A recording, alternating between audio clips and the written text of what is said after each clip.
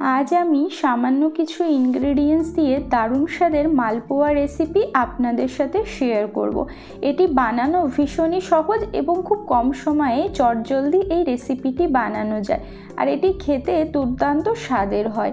এছাড়াও এটি বানানোর পরে কিন্তু 2-3 দিন ধরে প্রচণ্ড পরিমাণে সফট থাকে। তো চলুন দেরি না করে ভিডিওটি শুরু করা যাক।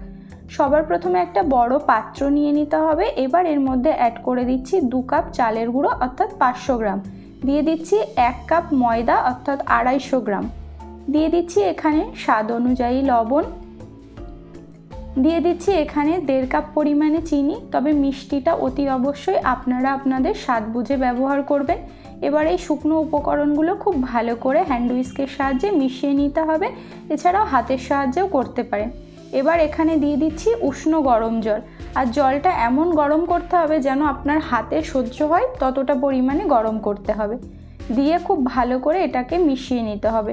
প্রথমে এখানে আমি 2 কাপ জল দিয়েছি, দিয়ে খুব ভালো করে মিশিয়ে নিয়ে আবারও দিয়ে দিচ্ছি 1 কাপ জল, দিয়ে আবারও ভালো করে মেশাতে হবে।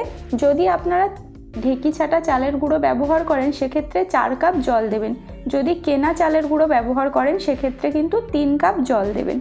দিয়ে খুব ভালো করে স্মুথ একটা ব্যাটার বানিয়ে নিতে হবে। খুব ভালো করে হ্যান্ড হুইস্কের সাহায্যে এভাবে ফেটিয়ে নিয়ে একটা স্মুথ ব্যাটার বানিয়ে নিতে হবে, তাহলে মালপোয়া কিন্তু খুব ভালো মতো ফুলে উঠবে। এর কনসিস্টেন্সি দেখে আপনারা বুঝতেই পারছেন কেমন হয়েছে। তো সেম প্রসেস আপনারা অ্যাপ্লাই করে বানিয়ে নিতে পারেন। এবার এগুলো ভেজে নেওয়ার পালা। তার জন্য কড়াইতে সাদা তেলটা খুব ভালো মতো গরম করে নিয়েছি। এবার আমি এর মধ্যে একটা চামচের সাহায্যে ব্যাটারটাকে দিয়ে দিচ্ছি মালপোয়ার শেপে ভেজে নেওয়ার জন্য। তেলটাকে কিন্তু অতি অবশ্যই খুব ভালো মতো গরম করে নিতে হবে। তো দেখতেই পাচ্ছেন খুব ভালো ফুলে উঠেছে। এবার একটা পাশ হয়ে গেছে, উল্টে আর একটা পাশ এখানে ভালো করে ভেজে নিতে হবে।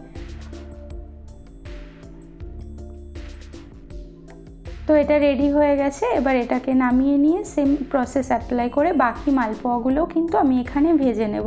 তো রেসিপিটি আপনাদের কেমন লাগলো অবশ্যই কমেন্ট বক্সে জানাবেন। ভালো লাগলে লাইক কমেন্ট শেয়ার করার অনুরোধ রইল। আর চ্যানেলে যদি আপনারা নতুন হয়ে থাকেন চ্যানেলটিকে সাবস্ক্রাইব করে পাশে থাকা বেল বাটনটি অন করে রাখবেন, তাহলে আমি যখনই কোনো ভিডিও আপলোড করব নোটিফিকেশান সবার আগে কিন্তু আপনাদের কাছে পৌঁছে যাবে। তো দেখতেই পেলেন একটা একটা করে আমি এখানে সুন্দর করে মালপোয়াগুলো ভেজে নিচ্ছি, আর দেখতে কতটা সুন্দর হয়েছে। এটা কিন্তু খেতে ভীষণই ভালো হয় এবং এটা আপনারা 2-3 দিন ধরে রেখেও খেতে পারবেন। তো উল্টে পাল্টে এগুলোকে একটু গোল্ডেন ব্রাউন করে ভেজে নিয়েছি। তো মালপোয়াগুলো এখানে খুব সুন্দরভাবে আমি ভেজে নিয়েছি। তো সমস্ত মালপোয়া আমার ভাজা হয়ে গেছে। এবার এগুলোকে একটা প্লেটে আমি সার্ভ করে নিয়েছি। তো দেখতেই পেলেন কতটা কম সময়ে এবং কতটা কম উপকরণ দিয়ে চটজলদি এই রেসিপিটি বানিয়ে ফেললাম। তো আপনারা অবশ্যই এই রেসিপিটি বাড়িতে ট্রাই করবেন। ট্রাই করার পরে কেমন লাগলো কমেন্ট বক্সে জানাবেন। তো সবাই ভালো থাকবেন, সুস্থ থাকবেন। দেখা হবে আবারও নতুন একটা ভিডিওতে। Thanks for watching.